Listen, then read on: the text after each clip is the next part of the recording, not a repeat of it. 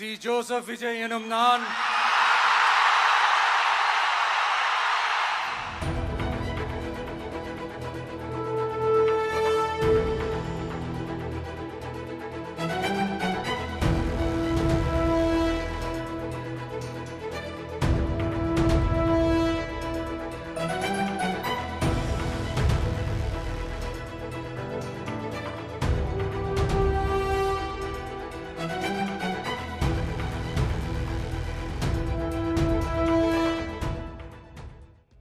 कई दिनों की जद्दोजहद के बाद टीवी के अध्यक्ष सी जोसेफ विजय ने भव्य समारोह में तमिलनाडु के 22वें मुख्यमंत्री की कमान संभाल ली।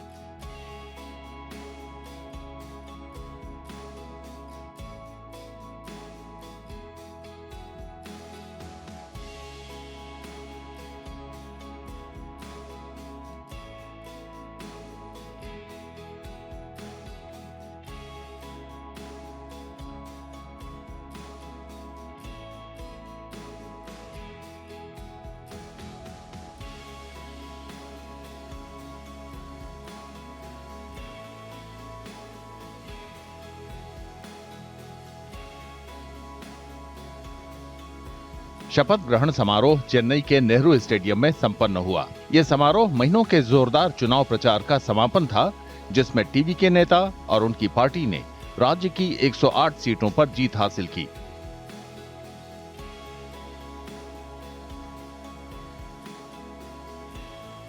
मुख्यमंत्री का पदभार संभालते ही विजय ने घरेलू उपभोक्ताओं के लिए 200 यूनिट मुफ्त बिजली, महिलाओं की सुरक्षा के लिए विशेष बल की स्थापना और राज्य भर में मादक पदार्थों की तस्करी विरोधी इकाइयों की स्थापना से जुड़े फाइलों पर हस्ताक्षर किए। मुख्यमंत्री पद की शपथ लेने के बाद अपने पहले भाषण में विजय ने कहा कि वे झूठे वादों से लोगों को धोखा नहीं देंगे और वास्तविक धर्मनिरपेक्ष सामाजिक न्याय के लिए एक नए युग की शुरुआत करेंगे। என்னுடைய உறவுகளே, என்னுடைய சொந்தங்களே, நான் ஒன்றும் தேவ தூதன்லாம் கிடையாது. நானும் ஒரு இயல்பான ஒரு வாழ்க்கை வாழ்ற ஒரு சாதாரணமான மனுஷன்தான். நான் முன்னாடியே சொன்ன மாதிரி அது செய்வேன் இது செய்வேன்னு பொய்யான வாக்குறுதிகள்லாம் கொடுத்து உங்களை நான் ஏமாற்ற மாட்டேன். எது சாத்தியமோ அது மட்டும்தான் நான் செய்வேன். இம்மிடியட்டா உங்க மனசுல ஒரு கேள்வி ஒன்று வரலாம், அப்ப சாத்தியம் இல்லாததை செய்ய மாட்டாங்களா, செய்ய முடியாதா அப்படின்ற ஒரு கேள்வி ஒன்று வரலாம். இத்தனை கோடி மக்கள் என் கூட இருக்கும் போது எது வந்தாலும் பார்த்துக்கலாம், என்ன வந்தாலும் பார்த்துக்கலாம் அப்படின்ற அந்த கான்பிடன்ஸ் என் மனசுல இருக்கு. பெண்கள், இளைஞர்கள், விவசாயிகள், அரசு ஊழியர்கள், ஆசிரியர்கள், உழைக்கிற மக்கள், மீனவர்கள் எல்லாருமே நம்ம டிவிக்கு அரசுல நல்லா இருப்போம், நல்லா இருப்போம், நல்லா இருப்போம். பிறப்புக்கும் எல்லா உயிர்க்கும் அப்படின்றத நம்ம சமரசம் இல்லாத அடிப்படை கோட்பாடு. சிறுபான்மை சகோதரர்களே, உங்களுக்காக நம்ம டிவிக்கு அரசு கூடவே நிற்கும். உங்களுக்கு அதுல எந்த விதமான சந்தேகமும் வேணாம். இந்து, முஸ்லிம், கிறிஸ்தவர்களுக்கான முகம்தான் இந்த விஜயினுடைய முகம். அதுல 100% நீங்க இந்த விஜயை நம்பலாம். இன்னொருத்தவங்களுக்கு முக்கியமா நான் நன்றி சொல்லணும். அது இந்த விஜய் மாமாவோட குட்டி நண்பா நண்பி.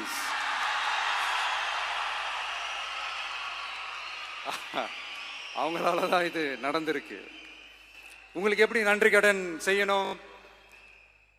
உங்களுக்காக உங்க ஃபியூச்சரை மைண்ட்ல வச்சுக்கிட்டு எல்லா நல்ல விஷயங்களையும் உங்களுக்காக இந்த விஜய் மாமா செஞ்சு கொடுப்பான். கான்பிடண்டா இருங்க. மை டியர் வர்ச்சுவல் வாரியர்ஸ், உங்கள் அனைவருக்கும் கோடான கோடி நன்றிகள். வாங்க எல்லாருமா சேர்ந்து ஒரு ஃப்ரெஷ் கவர்னன்ஸ், ஒரு நியூ கவர்னன்ஸ் ஒன்று கொடுப்போம். This is a new beginning.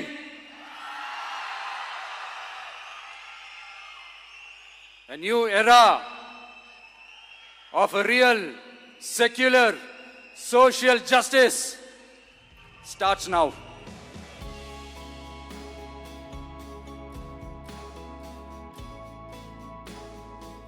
चुनाव प्रचार के दौरान विजय और उनकी पार्टी को अक्सर अनुभवहीन, पहुंच से बाहर और जमीनी हकीकत से बेखबर बताया गया था। लेकिन विजय ने अपने आलोचकों को गलत साबित करते हुए जीत हासिल की और द्रविडियन विचारधारा को तोड़ते हुए सरकार बनाई।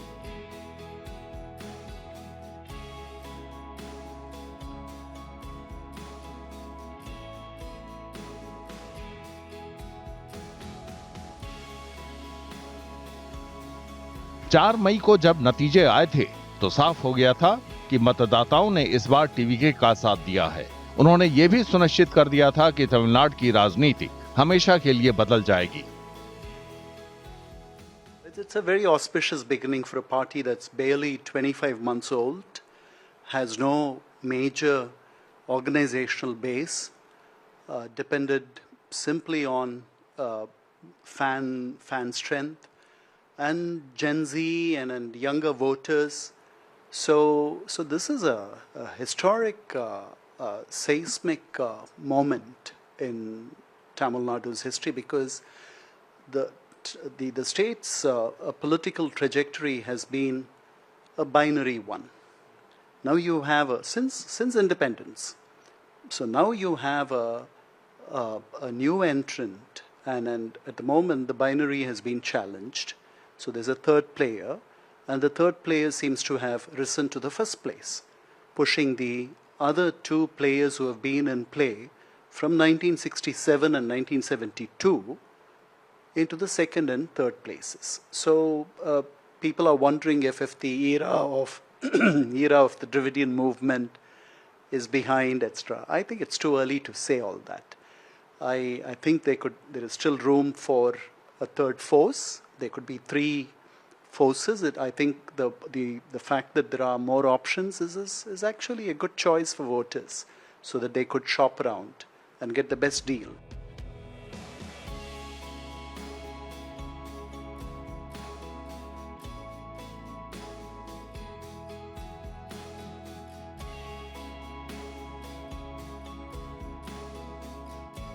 टीवीके के चुनाव प्रचार में जमीनी स्तर पर सेवा, द्रविड़ दलों की राजनीतिक संस्कृति से अलग होने पर जोर दिया गया। हालांकि विजय ने द्रविड़ विचारकों पेरियार और अन्ना दुरई के लिए सम्मान भी जताया, फिर भी उनकी जीत बदलाव की चाहत का संदेश है।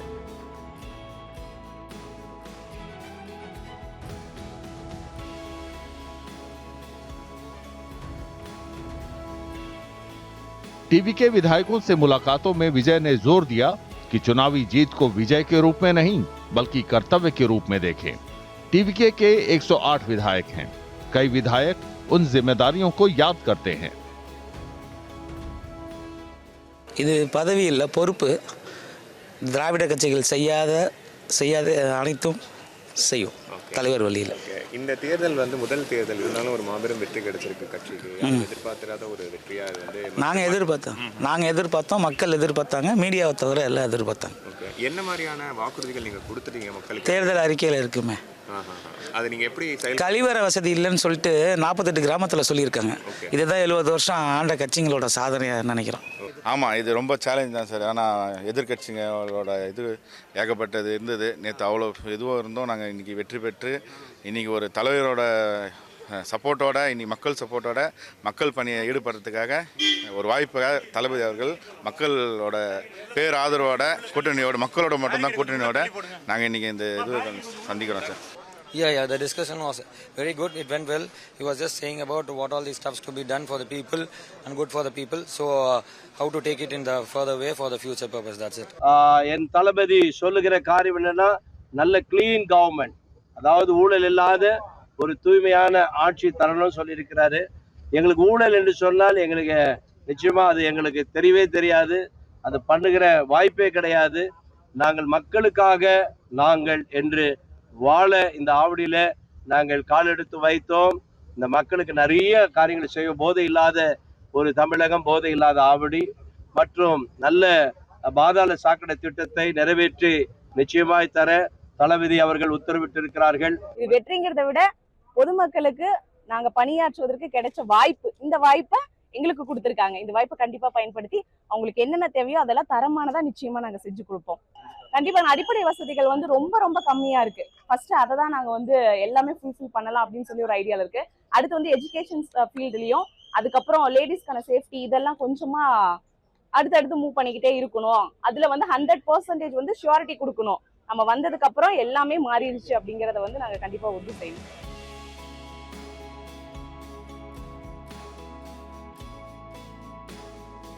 टीवीके की खासियत निर्वाचित प्रतिनिधियों का अलग अलग तबका भी है। टीवीके उम्मीदवारों के चुनाव का नजरिया समावेशी प्रतिनिधित्व पर आधारित था। इसने यथास्थिति बनाए रखने को चुनौती दी। पार्टी ने अलग अलग पृष्ठभूमि के उम्मीदवारों को मौके दिए। इसमें दलित पृष्ठभूमि के 70 उम्मीदवार, कई मुस्लिम प्रतिनिधि और 23 महिलाएं भी शामिल थीं।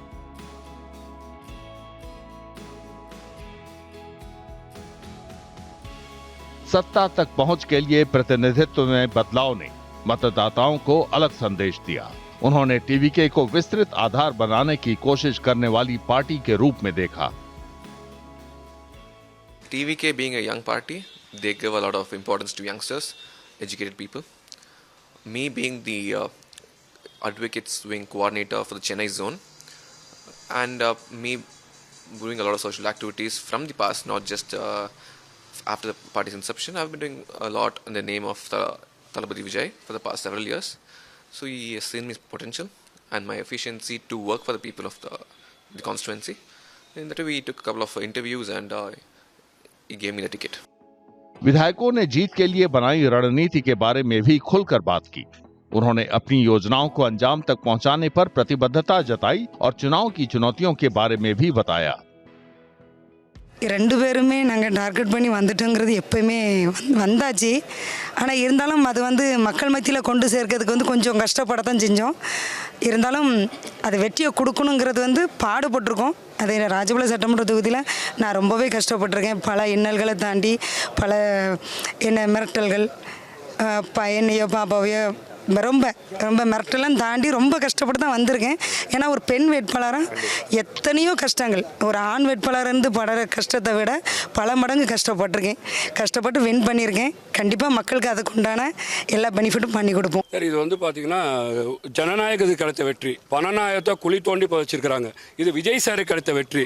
விஜிலுக்கு புரட்சியாக கிடைத்த வெற்றி. இந்த வெற்றியை வந்து பார்த்தீங்கன்னா இதில் வந்து ஒரு பெரிய அமைச்சர் இருக்கிறாரு, பெரிய ஒரு நடிகர் இருக்கிறாரு. மக்கள் வந்து விஜய் சாரை பார்க்குறாங்க. தமிழ்நாடு முழுக்க விசில் சத்தம் இன்னைக்கு வந்து பார்த்தீங்கன்னா விஜய் சார் சத்தமாக மாறி இருக்கு. Basically, he said that this is a huge responsibility which the people have given us. It's not that any post which we can, unlike any post or authority, it's a service mandate which the people have given us. So we should always deliver to the people, the lowest rate of the people, their needs. We should cater to them. People want change. They were waiting for the particular moment and it happened. The Talaivar has come and he launched the party. So everybody wanted the change and they shifted. That's What's it. your message to the people who had voted for you in large numbers?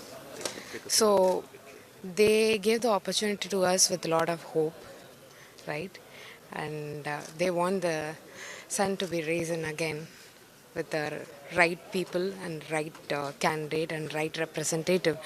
So I will be the right representative and I will be the voice of the people.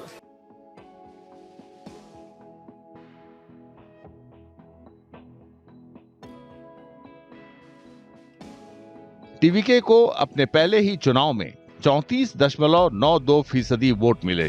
यह तमिलनाडु में पहली बार हुआ है कि किसी party ने स्थापना के 2 साल से कुछ ज्यादा समय बाद ही सत्ता की दहलीज पर दस्तक दी है। पार्टी के पास मौका है कि वो अनुभव की कमी को बेहतर शासन के जरिए दूर करे। Vijay, as I said, it's a, he was the candidate in all the 234 constituencies. Nobody knew his candidates, except in 2 constituencies, I'm told. No money changed hands. The votes were virgin, untainted, unsullied. First time in more than 3 decades. Because I surmise that at least 1/6 of the votes are purchased by any party. So this is a great beginning. He can be a benign dictator. I think everybody, the only thing that is the imponderable to me is how long will this honeymoon last? We don't want to do several mistakes they have been doing. We don't want to do conventional politics. We want to have a new, fresh and energetic politics where we are free from any kind of corruption, any kind of nepotism. We want to serve the people in the right motive without expecting anything in return. We want to go all out and help the people of Tamil Nadu. उहापोह की स्थिति थम चुकी है। TVK सत्ता के रथ पर सवार है। उसकी असली परीक्षा अब शुरू हो रही है। अब उसके सामने साफ सुथरी राजनीति और जमीनी स्तर पर सेवा के वादे को अंजाम तक पहुंचाने की चुनौती है। पार्टी से काफी उम्मीदें हैं। ये जनादेश बदलाव और लंबे समय से चले आ रहे शासन के मॉडल से अलग नए शासन के लिए है। बेशक 2026 के विधानसभा चुनावों को द्रविड़ द्वैतवाद में चुनौती के रूप में देखा जा सकता है, लेकिन ये एक नए राजनीतिक प्रयोग की शुरुआत है। एक ऐसा प्रयोग जिसकी आलोचना की भी गुंजाइश हो सकती है उसके शासन के तौर तरीकों के आधार पर।